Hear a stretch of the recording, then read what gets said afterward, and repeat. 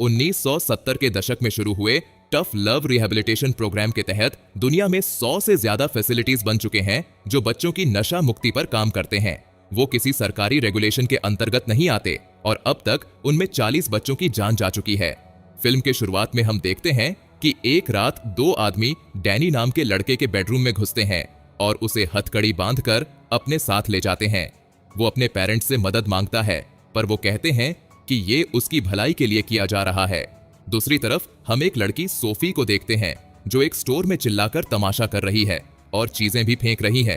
तभी वहां का एम्प्लॉई बेन आता है और सोफी को डांटकर एक कोने में ले जाता है और हमें पता चलता है कि वो दोनों एक कपल हैं। तीसरी तरफ एक क्लब में जैक नाम का लड़का नशीले पदार्थ ले रहा होता है और सीलिंग बीन्स के ऊपर डांस करता है, पर कुछ समय बाद वो देखता है कि उसके सर से खून आ रहा है। वहां सोफी अपने घर में देखती है कि उसकी माँ मैरियान और उसके पिता कार्ल कुछ मेहमानों के साथ बात कर रहे हैं। सोफी उनके सामने भी चिल्लाती है और अपना जॉइंट वहीं जला लेती है। सोफी कहती है कि वो जानती है कि कार्ल उसका रूम चेक करता है। मरियन और कार्ल उसे कहते हैं कि उसकी बदतमीजी बढ़ती ही जा रही है और अब ये उसकी लास्ट वार्निंग है।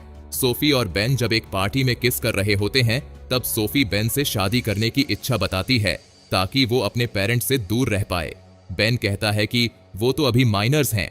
तभी वहां कुछ आदमी घुसते हैं, बेन को दूसरी तरफ बांध देते हैं और सोफी को ले जाते हैं। बेन सोफी के पेरेंट्स से पूछता है तो कार्ल बताता है कि सोफी बहुत दूर जा चुकी है। तो वही मरियन कहती है कि सोफी उनके परिवार को बर्बाद कर रही थी। तभी कार्ल बेन को पुलिस की धमकी देकर वहां से भेज देता है। अगली सुबह सोफी की आंख एक बोट पर खुलती है जहां उसे डैनी और जैक दिखते हैं। सोफी पूछती है कि वो कहां हैं, जिस पर डैनी कहता है कि उन्हें फीजी ले जाया जा रहा है। जब वो आइलैंड पर पहुंचते हैं तो वहां के गार्ड्स उन्हें एक बिहेवियरल रिहैबिलिटेशन बूट कैंप ले जाते हैं।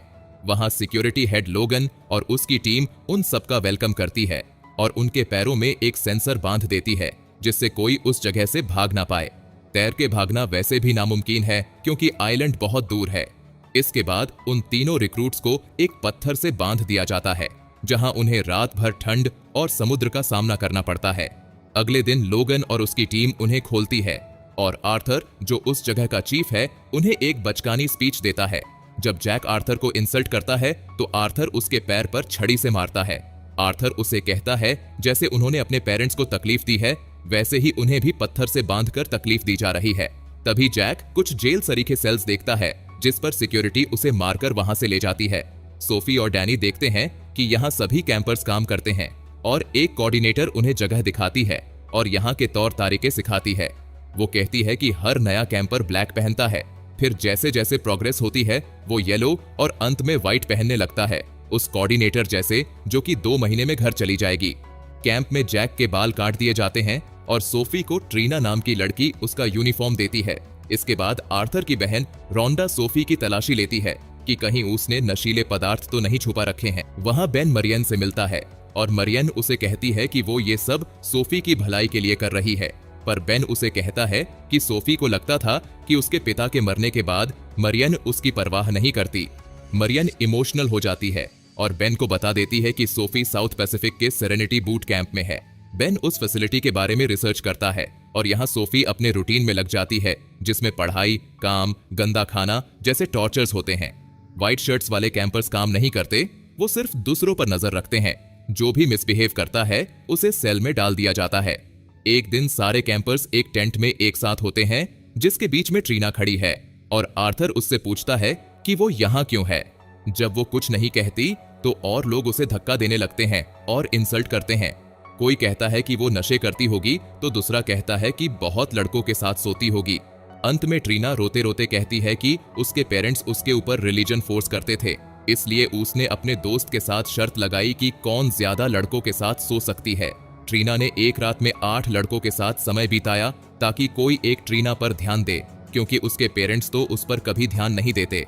वो रोते रोते नीचे गिर जाती है और बाकी लोग उसे गले लगा लेते हैं। अगले दिन आर्थर उन सबको बीच पर ले जाकर मेडिटेट करवाता है। यहाँ बेन अपने आप को फंसाने के लिए नशीले पदार्थ खरीदता है और सिरिंज इंजेक्ट करता है जिसे उसकी माँ देख लेती है। कुछ दिनों बाद कैंप में डिनर करते वक्त ट्रीना एक चिकन पीस चुरा के बाहर भाग जाती है, पर लोगन उसे पकड़ लेता है। वो कहता है कि वो ट्रीना को येलो शर्ट में प्रमोट करने वाला था, पर अब शायद नहीं। प्रमोशन का लालच देके लोगन ट्रीना के साथ जबरदस्ती करने लगता है और ट्रीना भी कुछ नहीं बोलती। इसी बीच बारिश तेज हो जाती है और सारे कैंपर्स अपने टेंट से बाहर निकलने लगते हैं। रोंडा आर्थर से उनकी मदद करने को कहती है, पर आर्थर मना कर देता है। लड़कियों का टेंट फट जाता है और सोफी ट्रीना की मदद करती है, जिसकी हालत खराब हो चुकी है। इसके बाद पूरे कैंप की बिजली चली जाती है। अगले दिन ट्रीना को इंचार्ज बनाया जाता है टेंट्स की मरम्मत के लिए और ट्रीना सभी को ऑर्डर करती है। सामान उठाते समय सोफी फिसल जाती है, पर ट्रीना उलटा उस पर ही चिल्लाती है। सोफी कहती है उसे कुछ समय आराम करना है, तो ट्रीना और बाकी लड़कियां उसे मिट्टी में फेंककर खूब मारते हैं, जिसमें आर्थर भी कोई मदद नहीं करता। फिर आर्थर सोफी से बात करता है और अच्छा बनने की कोशिश करता है। वो बार बार सोफी और उसके माता पिता के रिलेशनशिप के बारे में कमेंट्स करता है, लेकिन सोफी को इससे कोई फर्क नहीं पड़ता। अब बेन भी इस बूट कैंप में पहुंच जाता है और उसके मेडिकल चेकअप के बाद जैक उसकी इंसल्ट करता है, पर इससे पहले कि बेन कुछ कहे, सभी लोग डिनर के लिए निकल जाते हैं। जब सोफी बेन को देखती है, उसे यकीन नहीं होता और वो निकल जाती है। बेन उसे समझाता है कि उसने जानबूझकर ये सब किया ताकि वो यहाँ पहुंच जाए। उसके इंजेक्शन में सिर्फ पानी था, यहाँ तक कि वो आदमी भी नकली था जो उस पर गन तान रहा था। ये सब इसलिए कि उसके पेरेंट्स उसे यहाँ भेजे। वो सोफी से वादा करता है कि उसे यहाँ से ले जाएगा और एक फोक चुरा लेता है। अगले दिन लोगन सब लड़कों को दौड़ने ले जाता है और किनारे पहुंचने पर उन्हें तैरने के लिए कहता है। डैनी को तैरना नहीं आता, पर वो जैसे तैसे जान बचाता है। मेडिटेशन के बाद आर्थर ट्रीना को येलो शर्ट देता है। वहां बाथरूम में बेन सेंसर के साथ छेड़छाड़ कर रहा होता है, पर तभी दरवाजे पर दस्तक होती है और वो बाहर निकल आता है। कुछ दिनों बाद सर्कल में आने की सोफी की बारी होती है। पहले तो वो कुछ नहीं बोलती, पर जब 4 लड़कियां उसे मारती हैं और उसकी बार बार इंसल्ट करती हैं, तब सोफी को उसके माता पिता की याद आती है कि उन्होंने भी उसकी इंसल्ट की थी उस पार्टी में।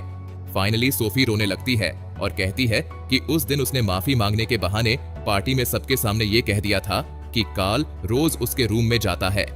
वो सबसे कहती है कि उसने झूठ बोला था और माफी मांगती है। इसके बाद सोफी ट्रीना को लोगन का फॉलो करते देखती है, पर तभी बेन पीछे से उसका मुंह बंद कर देता है और उसे अपने प्लान के बारे में बताता है। लेकिन सोफी अब तक पूरी ब्रेन वॉश हो चुकी है और वो कहती है कि अब वो यहीं रहना चाहती है, क्योंकि यही उसकी सजा है। अगले दिन रोंडा सभी बच्चों को कहती है कि वो अपने पेरेंट्स बनकर एक चिट्ठी लिखे कि वो अपने बच्चों से क्या सुनना चाहेंगे। दूसरी तरफ बीच पर खेलते खेलते बेन कैंप के बॉर्डर से बाहर चला जाता है, जिससे सेंसर बज उठता है। कोऑर्डिनेटर्स उसे बंद कर देते हैं, पर बेन को सेंसर्स के बारे में और पता चल जाता है। उसी शाम आर्थर अनाउंस करता है कि एक लड़का जो कि यहाँ का वर्स्ट केस था, वो आज 2 साल बाद घर जा रहा है और आर्थर उसे लॉस एंजलिस में होने वाले सेमिनार में भी ले जाएगा। 2 साल सूनने के बाद सोफी बेन से कहती है कि उन्हें भाग जाना चाहिए जब आर्थर एकाई चला जाए। दूसरी तरफ रोंडा सोफी का लिखा हुआ लेटर पढ़ती है, जिसमें उसने अपने मरे हुए पिता के बारे में लिखा था। आर्थर गुस्सा हो जाता है और कहता है ये सब सोफी ने उन्हें मैनिपुलेट करने के लिए लिखा है। रोंडा आर्थर को एकाई जाने के लिए मना करती है, क्योंकि कुछ कैंपर्स की इस बूट कैंप में मौत भी हो चुकी है और वो नहीं चाहती कि आर्थर के जाने के बाद यहाँ पुलिस आ जाए। अगले दिन बेन सेंसर को लगातार ऑन ऑफ करने का तरीका खोज लेता है। देर रात आर्थर के जाने के बाद बेन सोफी को लेकर कैंप बाउंड्री पर आ जाता है और सोफी का सेंसर ऑफ कर देता है।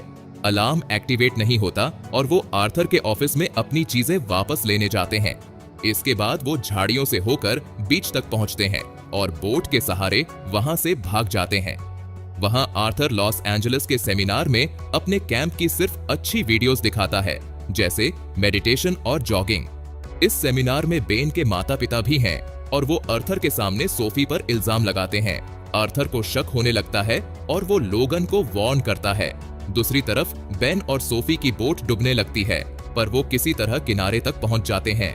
फिर पता चलता है कि यही वो टापू है जहां बेन ने पहले से ही रिजॉर्ट में रूम बुक कर रखा था। अब वो दोनों अपने रूम में एंजॉय कर रहे होते हैं कि तभी लोगन अपने आदमियों के साथ वहां पहुंच जाता है और वो उन दोनों को कैंप ले आते हैं।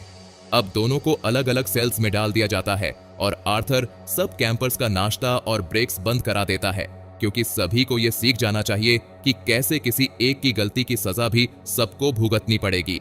अब सर्कल में आने की डैनी की बारी है, पर वो बिल्कुल नहीं टूटता। बाकी लोग उसे छड़ी से मारते हैं, लेकिन वो कहता है कि उसने सिर्फ इंटरनेट पर मौत पर चुटकुला लिखा था। और उसके पेरेंट्स ने उसे यहाँ भेज दिया।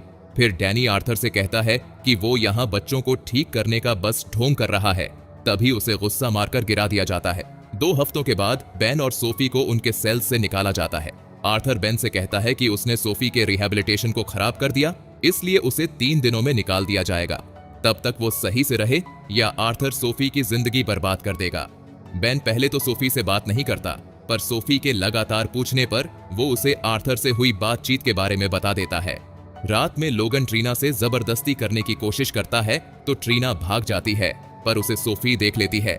सोफी उसके शरीर पे खून देख लेती है, जिसके बाद ट्रीना सब कुछ बता देती है। अगले दिन लोगन सभी लड़कों को फिर तैरने भेजता है, जहां डैनी को मुसीबत होती है। वो मदद के लिए पुकारता है, पर लोगन उसकी मदद नहीं करता। लोगन डैनी से कहता है कि उसे अपने दम पर वापस आना होगा। बेन उसकी मदद के लिए दौड़ता है, लेकिन लोगन रोक लेता है। तभी एक बड़ी लहर आती है और डैनी पानी के अंदर बह जाता है। बेन उसे बाहर लाता है, सीपीआर देने की कोशिश भी करता है, पर डैनी नहीं उठता। वो मर चुका होता है। बेन लोगन पर चिढ़ता है, पर लोगन कहता है कि डैनी की मौत भागने की कोशिश करते हुए हुई। जब आर्थर को पता चलता है, वो लोगन पर चिल्लाता है और कहता है कि अब पुलिस यहाँ आकर इन्वेस्टिगेशन करेगी। वो उसे धमकी भी देता है कि वो आर्मी से कह देगा कि लोगन बहुत पहले ही यहाँ से भाग चुका है। रोंडा आर्थर से कहती है कि वो बच्चों पर अपना कंट्रोल खो रहा है, जिस पर वो रोंडा को थप्पड़ मार देता है। सारे कैंपर्स देखते हैं कि डैनी की बॉडी ले जाई जा रही है और आर्थर एक पुलिस वाले से कुछ बात कर रहा है। उस रात आर्थर लोगन को सर्कल के बीच खड़ा करवाता है और कहता है कि नियम सबके लिए एक है। सब बच्चे उससे डरते हैं, इसलिए कोई कुछ नहीं करता।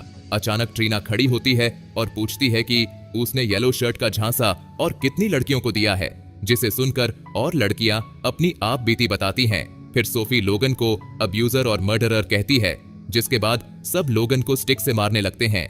पर सोफी उन्हें रोकती है, क्योंकि हिंसा से बस यही साबित होगा कि वो यहाँ रहना डिजर्व करते हैं। तब आर्थर उन्हें जवाब देता है कि वो यहाँ हैं क्योंकि उनके पेरेंट्स भी उनसे कोई उम्मीद नहीं रखते। उसी समय बेन ये रहस्य खोलता है कि आर्थर के पुराने न्यू मैक्सिको वाले कैंप में भी कैंपर्स मरे थे। वो सबके राइट टू फ्रीडम की बात करता है और कैसे डैनी की मौत मानो बेवजह हुई हो।